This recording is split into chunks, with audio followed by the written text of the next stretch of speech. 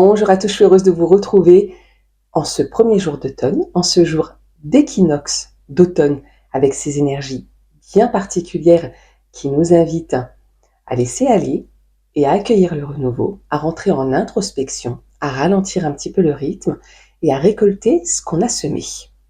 On va voir ce que nous réservent les énergies de la semaine. On est avec le tarot de Marseille, celui-ci, en tout cas pour aujourd'hui, c'est celui-ci que je vais utiliser. Et on va regarder un petit peu ce que nous réserve cette semaine, d'où on vient et où on va, le message, qu'est-ce qu'il y a à comprendre, qu'est-ce qu'il y a à garder, qu'est-ce qu'il y a à laisser. On regarde ça tout de suite. Notre énergie. Hop, je pousse un petit peu mon pendule.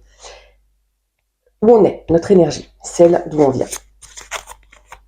L'énergie qui nous entoure, le voile, ce qu'on ne voit pas. La situation, l'étape à traverser pour cette semaine. Le message pour que ça se passe au mieux. Qu'est-ce qu'on doit comprendre.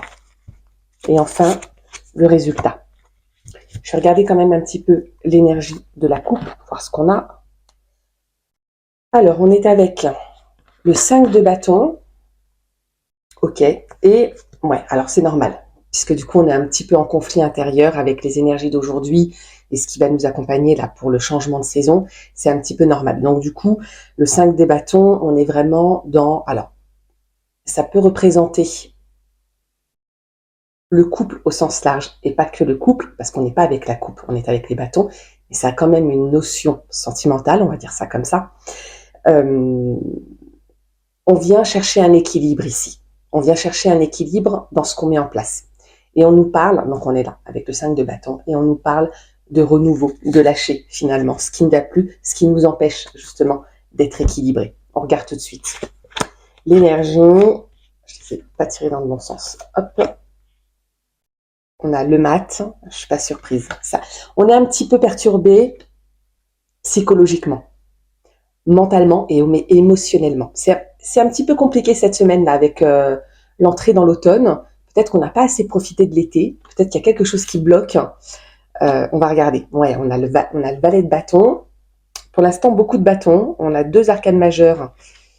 On a 3 arcanes majeures avec la tour. Je vais la couvrir pour voir un petit peu parce que je veux pas finir sur cette note-là. Je veux voir ce qu'il y a de positif derrière, même si elle n'est pas complètement négative, cette carte. Alors, notre énergie, d'où on vient, d'où on part, c'est celle-là. C'est le mat. Le fait de laisser derrière soi, effectivement, ce qui est lié au passé, de s'alléger et de garder uniquement l'essentiel et de laisser derrière nous tout ce qui nous retient, tout ce qui nous empêche réellement de s'accomplir. Mais attention, parce que le mat, c'est aussi celui qui, psychologiquement, le mat ou le fou, peut paraître un petit peu déséquilibré.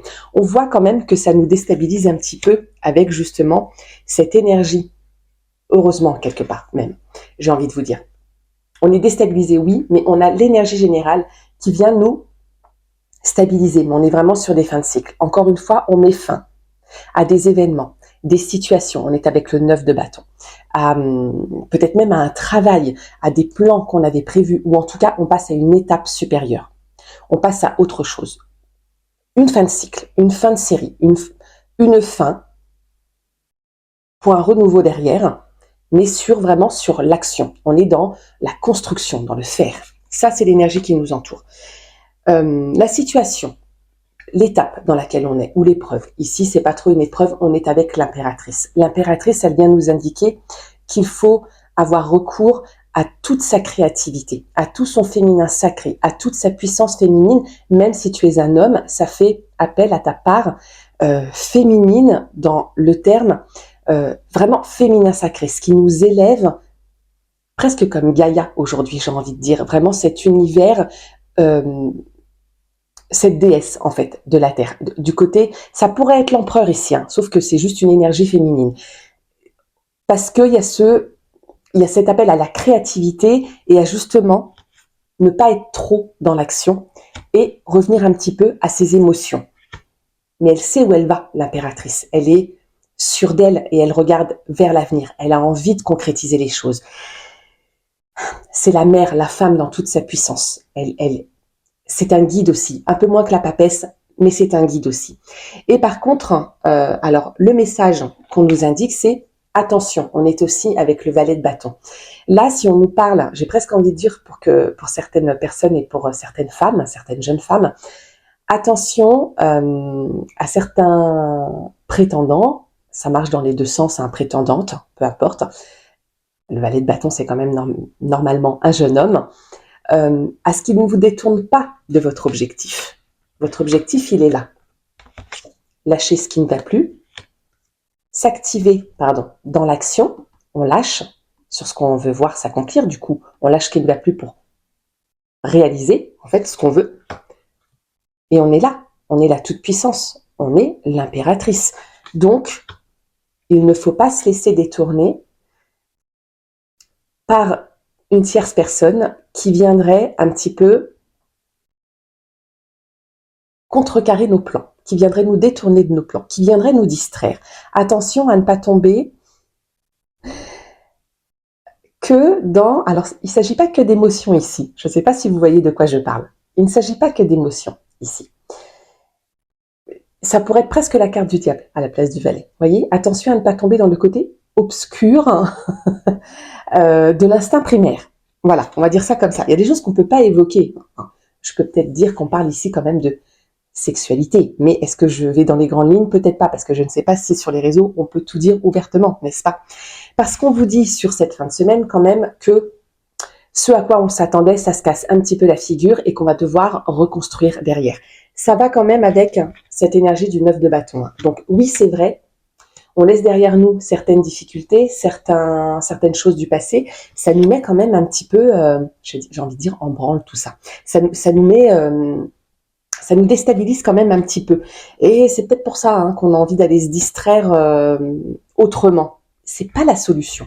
C'est pas la solution. Qu'est-ce qu'on nous dit sur cette maison Dieu? Qu'est-ce qu'on nous dit? Hop, il y en a une carte. Eh ben, la tempérance. C'est parfait, ça me va très bien. On a 1, 2, 3, 4 cartes majeures, 2 cartes mineures. La tempérance. Là, j'ai presque envie de vous dire patience plutôt que la tempérance. Prenez patience. C'est une étape à traverser, c'est un petit peu compliqué ce passage-là d'énergie avec l'automne, on laisse l'été derrière nous. On était un peu dans juste être, ressentir, briller, être... ouais, juste dans le bien-être en fait, de pouvoir profiter peut-être de ces beaux jours, de ces vacances. On a repris le travail, c'est bon, voilà. Et donc du coup, on est obligé de mettre des actions en place et ça nous demande un petit peu d'effort psychologique et émotionnel, mais on va y arriver parce qu'on a la belle impératrice qui nous aide dans ce sens-là. Et si on met un petit peu d'eau dans notre vin, avec la tempérance, peut-être que ça sera moins difficile du coup à vivre. Voilà pour cette semaine. Je vous invite à partager cette vidéo, surtout à ceux qui en auraient besoin, à m'encourager, ça fait toujours plaisir et c'est très utile pour moi, pour ma visibilité sur les réseaux et pouvoir partager encore à un plus grand nombre. Je vous embrasse, prenez soin de vous et on se retrouve demain pour la guidance message du jour.